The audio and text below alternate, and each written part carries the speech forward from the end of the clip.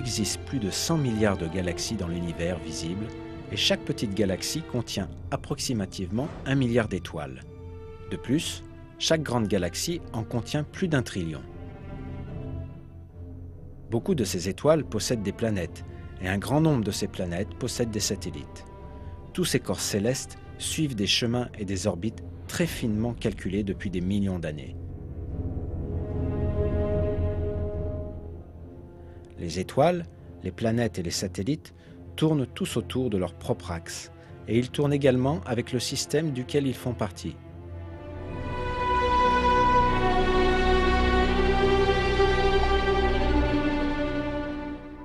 L'univers fonctionne suivant un ordre, tout comme les rouages d'une machine.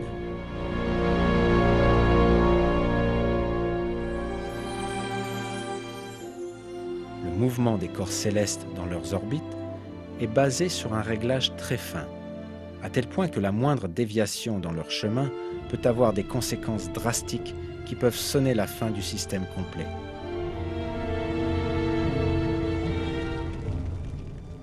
Par exemple, les conséquences d'une déviation de la course de la Terre de simplement 3 mm ont été décrites ainsi.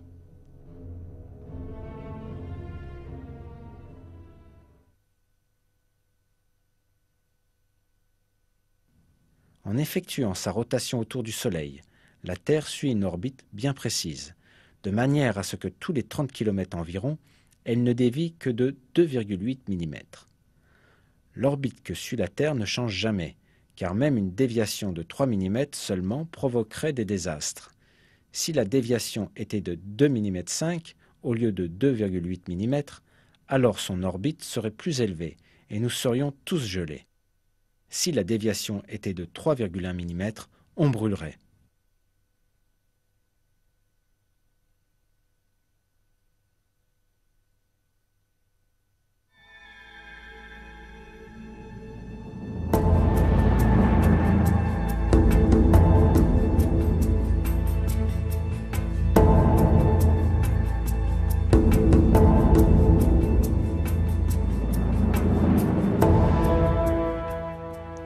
Ces faits n'ont été découverts que grâce à des recherches en astronomie au XXe siècle.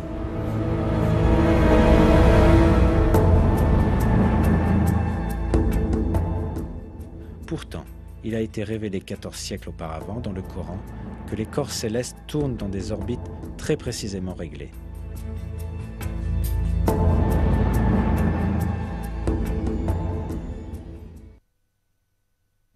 Par le ciel aux voies parfaitement tracées.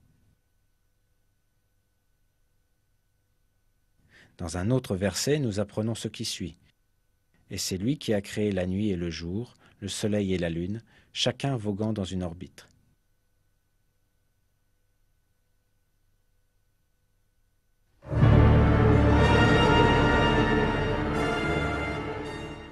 Selon les calculs des astronomes, le Soleil se déplace le long d'un chemin appelé l'apex solaire, dans le chemin de l'étoile Véga, de la même manière qui est révélée dans le Coran.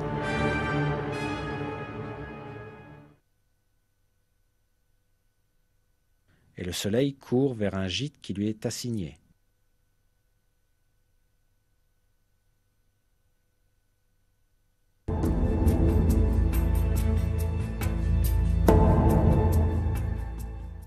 À l'époque de la révélation du Coran, l'humanité ne possédait aucun télescope pour scruter l'espace lointain, à des millions de kilomètres de distance, ni des technologies d'observation ou la science moderne de la physique et de l'astronomie.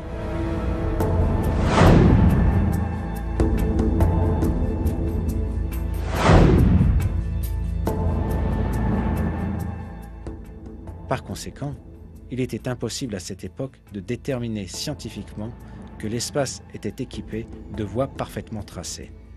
Cependant, ce fait est énoncé clairement dans le Coran, lequel est descendu à cette époque-là, car le Coran est la parole de Dieu.